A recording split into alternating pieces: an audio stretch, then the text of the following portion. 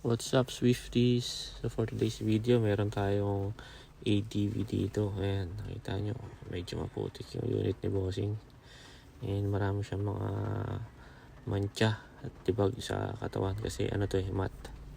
So yung matte, ano yan, prone yan sa mga libag-libag kasi madaling kapitan yan since medyo rough surface. So ito, palambutin muna natin yung mga dumi. Buga natin ng pressure washer, mga kasunok-sulukan niya. Lumambot muna yung mga putik na nanikit. And then ito na, ginagamitan natin yan ng mga chemicals para maputi natin yung swing arm ni Bossing. Matanggal yung mga kumapit na road grimes. Siyempre, bubugaan din natin yung pangilalim yan, underwash.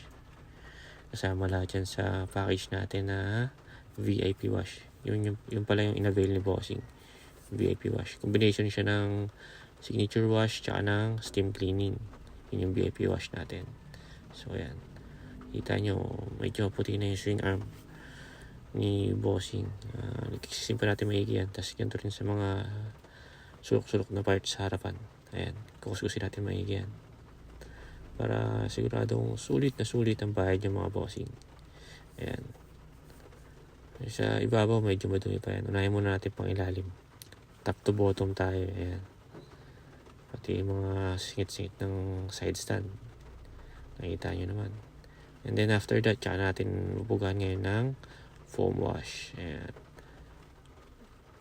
Babaran muna natin yan ng sabon. Tapos punas na. Then banlaw ulit. Tapos sabon.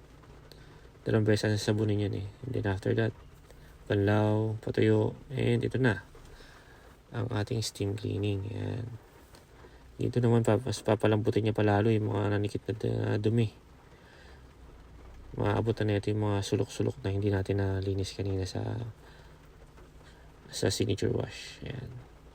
Yung mga singit-singit. Bukod kasi sa pagpapalambot ng dumi, nakasanitize din tong steam cleaning dahil yung init niya namamatay yung mga bacteria. Ayan. Mga singit-singit, tanggal yung mga nanikit na dumi dyan. Ayan. Medyo mainit lang to kaya dapat maingat tayo. Ayan. Kita nyo nawala na yung mga mancha sa gilid nya. Ayan. Pati upuan, lilinisin natin na steam clean yan para matanggal yung mga nanikit na dumi, bacteria. And after that, syempre ang ating ceramic booster. Ayan. Naka-ceramic kasi itong unit ni Bossing. Pero hindi siya sa atin nagpagawa. So, nilagyan lang natin ng booster din kasi kasama na yun sa VIP package. Ayan. So, ayan. Apply lang natin evenly yung booster. Ayan. And then, drying. Ayan na. Very presentable na ulit yung unit ni Bossing. So, sa mga gusto mag-avail ng VIP wash, punta lang kayo sa Swift. Kahit maulan, maaraw, tuloy ang gawa natin. So, ayun lang. Ingat kayo lagi guys. Sana nag-enjoy kayo sa video natin. At sana marami kayong natutunan. Ride safe. Bye-bye.